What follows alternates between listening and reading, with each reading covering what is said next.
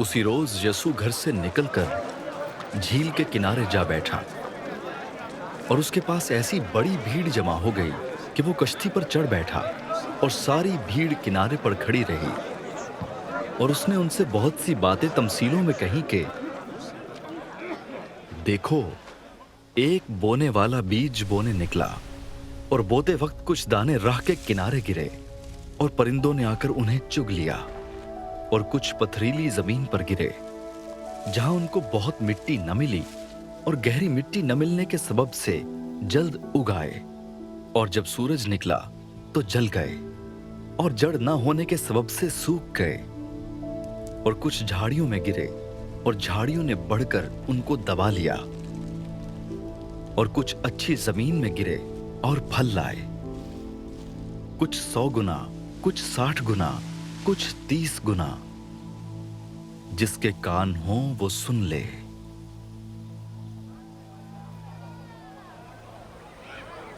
शागिर्दों ने पास आकर उससे कहा, तू उनसे तमसीलों में क्यों बातें करता है? उसने जवाब में उनसे कहा, इसलिए कि तुमको आसमान की बादशाही के भेदों की समझ दी गई है, मगर उनको नहीं दी गई। क्योंकि जिसके पास है उसे दिया जाएगा और उसके पास ज्यादा हो जाएगा, और जिसके पास नहीं है उससे वो भी ले लिया जाएगा जो उसके पास है। मैं उनसे तमसीलों में इसलिए बातें करता हूं कि वो देखते हुए नहीं देखते और सुनते हुए नहीं सुनते और नहीं समझते। और उनके हक में यशाया की ये पेशीन गोई पूरी होती है कि तुम कानों से सुनोगे पर हरगिज न समझोगे, और आंखों से देखोगे पर हरगिज मालूम न करोगे। क्योंकि इस उम्मत के दिल पर चर्बी छा गई है और वो कानों से ऊंचा सुनते हैं और उन्होंने अपनी आंखें बंद कर ली हैं, ता ऐसा ना हो कि आंखों से मालूम करें और कानों से सुने और दिल से समझें और रुजू लाएं और मैं उनको शिफा बख्शूं। लेकिन मुबारक हैं तुम्हारी आंखें, इसलिए कि वो देखती हैं, और तुम्हारे कान इसलिए कि वो सुनते हैं। क्योंकि मैं तुमसे सच कहता हूँ कि बहुत से नबियों और रास्तबाजों को आरजू थी कि जो कुछ तुम देखते हो देखें मगर न देखा, और जो बातें तुम सुनते हो सुने मगर न सुनी। बस बोने वाले की तमसील सुनो।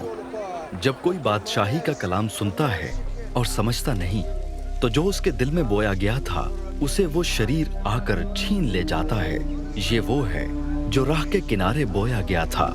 और जो पथरीली जमीन में बोया गया, ये वो है जो कलाम को सुनता है और उसे फिल फौर खुशी से कबूल कर लेता है, लेकिन अपने अंदर जड़ नहीं रखता, बल्कि चंद रोजा है।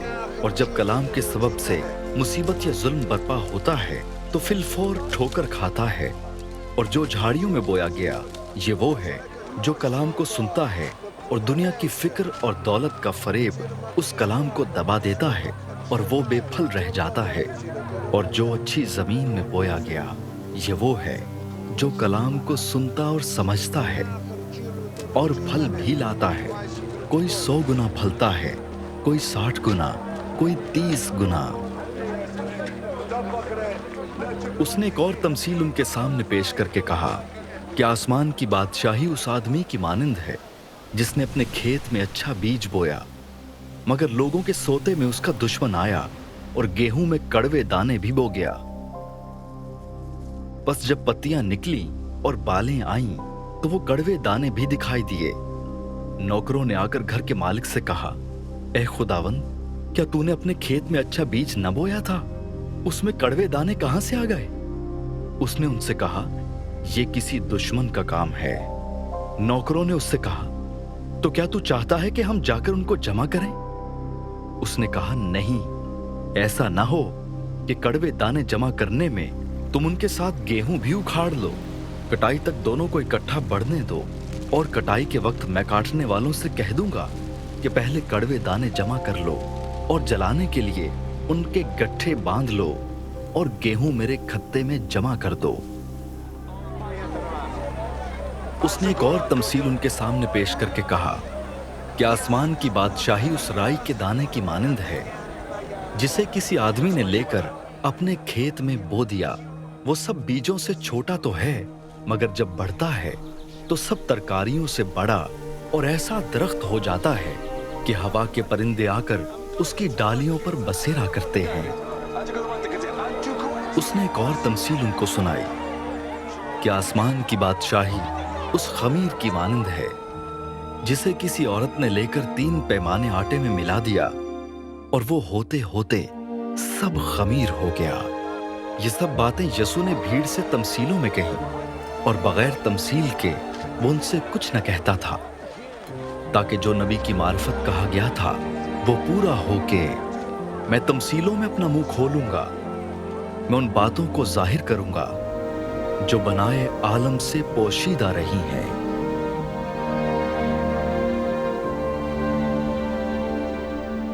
उस वक्त वो भीड़ को छोड़कर घर में गया और उसके शागिर्दों ने उसके पास आकर कहा कि खेत के कड़वे दानों की तमसील हमें समझा दे।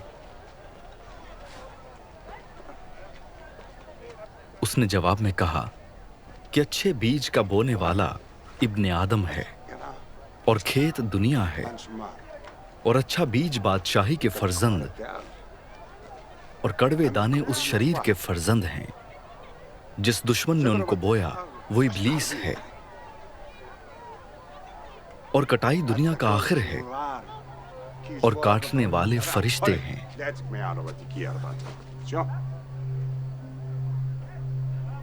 बस जैसे कड़वे दाने जमा किए जाते और आग में जलाए जाते हैं, वैसे ही दुनिया के आखिर में होगा। इब्ने आदम अपने फरिश्तों को भेजेगा और वो सब ठोकर खिलाने वाली चीजों और बदकारों को उसकी बादशाही में से जमा करेंगे और उनको आग की भट्टी में डाल देंगे। वहां रोना और दांत पीसना होगा। उस वक्त रास्तबाज अपने बाप की बादशाही में आफताब की मानिंद चमकेंगे।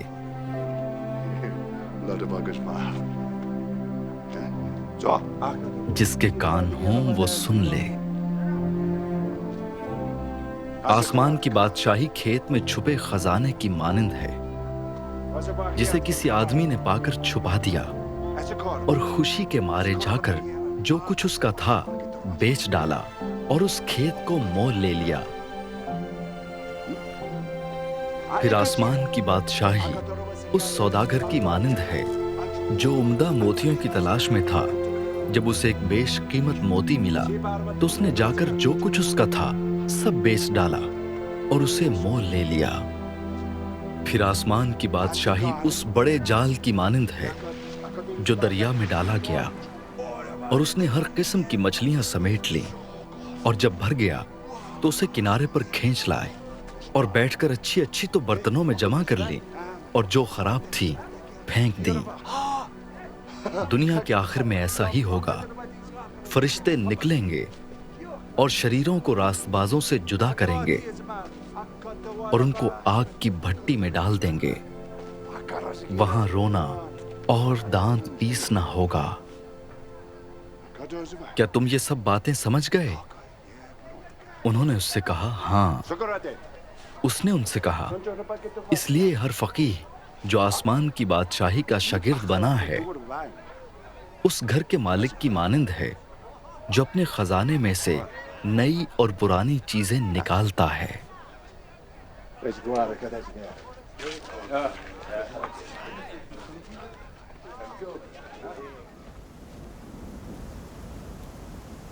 जब यसू ये तमसीलें खत्म कर चुका तो ऐसा हुआ कि वहां से रवाना हो गया और अपने वतन में आकर उनके इबादत खाने में उनको ऐसी तालीम देने लगा कि वो हैरान होकर कहने लगे, इसमें ये हिकमत और मौजज़े कहां से आए? क्या ये बढ़ई का बेटा नहीं? और इसकी मां का नाम मरियम और इसके भाई याकूब और यूसुफ और शमऊन और यहूदा नहीं? और क्या इसकी सब बहनें हमारे यहां नहीं? फिर ये सब कुछ इसमें कहां से आया? और उन्होंने उसके सबब से ठोकर खाई। मगर यसू ने उनसे कहा कि नबी अपने वतन और अपने घर के सिवा और कहीं बेइज्जत नहीं होता। और उसने उनकी बेइत्तेकादी के सबब से वहां बहुत से मौजज़े न दिखाए।